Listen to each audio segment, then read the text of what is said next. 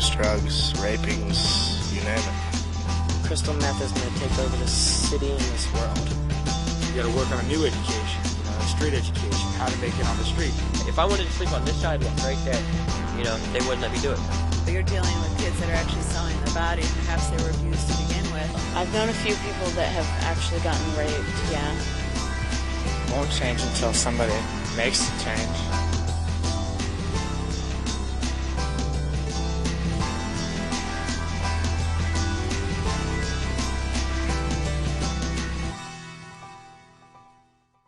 They get looked at like they're pieces of garbage, and they're not. You put yourself in the dark, what are you looking at? Darkness, you're not going anywhere. I ain't got peers, man. It's just me. I've seen things no one will ever see. Not many people see this, Just been hanging around, doing pretty much everything, which amounts to almost nothing. I'm gonna be somebody someday. We're really the only adults in their lives. So why are you recording me? Are you gonna ask me questions to answer or something? Well, it's definitely illegal to be homeless if you're under 18. But is there any right now that are 11, 12 out there that are homeless? Yeah. Yeah, for sure. Yeah, for sure. Where are they at right now, you think? In the bush. It's hidden down in the bush canyon. Little tent set up. You can't see. You'd have to know someone to be able to find your way in there.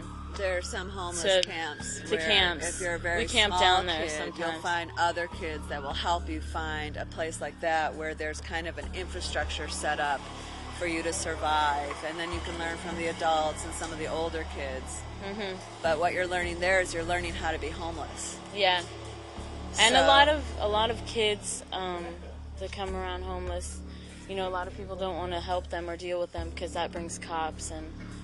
You're harboring a runaway or You have to go back to your foster care or your group home or your home, and if the child left that area because of abuse, pretty much you're legally required to put them right back into that situation.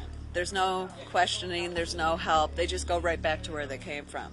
So if they ran away from that situation because it was problematic or unsafe, and the system puts them back into that situation, that's only a temporary Band-Aid. Eventually we'll see those kids back out here. Well, and it's all instant gratification, too. I mean, isn't it a lot easier just to put someone somewhere else? Yeah, just to get them out of the way. Yeah, just get them out of the way versus trying to help what them. They really try to do a lot. It's like pushing the paperwork around your desk. Well, and even if there was money coming from the government, which may or may not be the case depending on what their situation is, most kids don't know how to find that money. Yeah, by then it doesn't matter anymore. It's like, I needed help now. Now personally, I don't even like asking for help, because it's just, I like to try to do things myself. But sitting over at frickin' Circle K, that's where I ask, that's what I do. I sit at Circle K and I ask people if they could spare some change. Whatever it is I'm getting, that's what I'm going to say it's for. You spare some change for food. Can you spare some change for some pot? Can you spare some change? I'm trying to get a 40. It's horrible. I mean, it's not fun at all. You can survive off of it, but you have to just drop all your pride. Nobody knows of how hard it is to get up the guts to walk up to some stranger and be like, hey, can you support me for my breakfast? We ask people for money, they give us 50 cents at a time. Is that so much a drain on their check? No, but it puts out good karma for them. And I do the same thing. Somebody asks me for change. If I got some change, here you go, man. Just because I know I want that good karma coming back to me later. If you got a couple cents you want to give up, and, that's cool. And other than that, dude, if you see somebody out here, just, say hi. Just be personable, don't be a jerk. Because we're just trying to make our way through and, not get ourselves killed.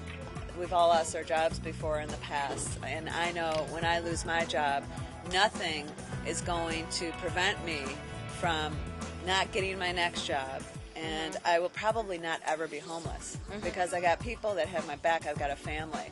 There's a lot of people that have no family, none whatsoever. Drugs, man. Shootings, drugs, rapings, you name it. There's a million different things here that are going on that are breaking down the self-esteem. So if you did start sober, it's not too hard to go to drugs. It's rough. It's so rough to turn away from the drugs, So drugs is actually the biggest thing?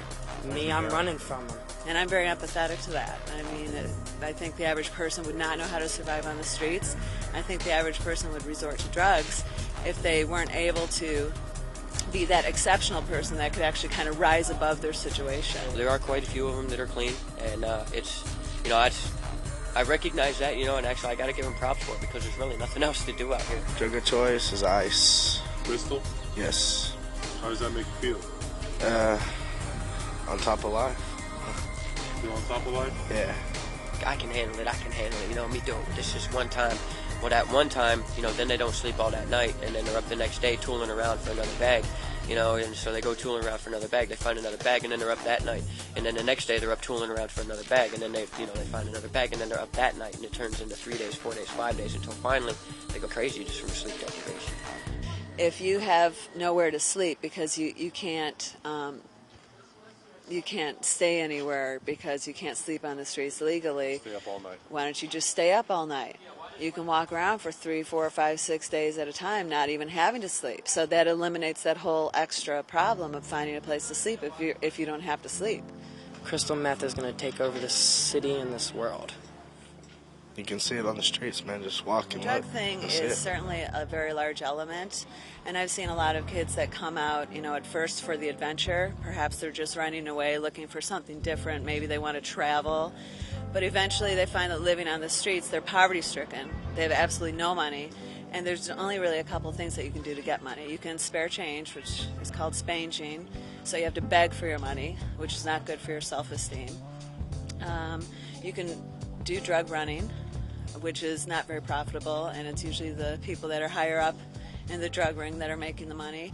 Or you can sell your body, and that's called survival sex. There's a lot of horrible things that happen that we don't really talk about. Or is that, or they sell their bodies? You know, like I know people who, I mean, I've had offers just walking down the street, this guy offered me $150 for a half hour. The Runaway Switchboard will tell you that there are statistics that say that a child will resort to survival sex within 48 hours of actually living on the streets. I was like, I ain't like that, I'm sorry. You know, that's just a lot of pride I would have to swallow to do that. There's a lot of old-ass guys, old guys around, perverts looking for little boys, little homeless boys. And it's something that, you know, usually you think of prostitution, you think of girls out there. It's not like that. It's worse. There's a huge responsibility that we have, I believe, as adults to parent children, even if they're not our children. And I think that most of these kids, because of the way they look and the way they're dressed, they get looked at like they're pieces of garbage, and they're not. They're human beings. And what we have found out as counselors is that we're really the only adults in their lives. And we found out very quickly that they're all little kids inside. I mean, we all are. The only stability that you do have are your friends that surround you, that let you know that you're still here. Try to keep your brain together, man. You got to keep your brain together, because hearing all the 5-0s and hearing all the adults around you, you know, get a job, you know, you're useless, you're worthless, blah, blah, blah, and, you know, try not to make it feel bad, and it does make you feel bad, but don't let it be seen. More than anything, I would like people to really be aware that this problem will not go away unless they do something about it. And if they want to complain about it, that's certainly an approach, but it's kind of a passive approach. There's actually actions that they can take that will help, and we've seen it. We've seen the success. It's been only 2 years.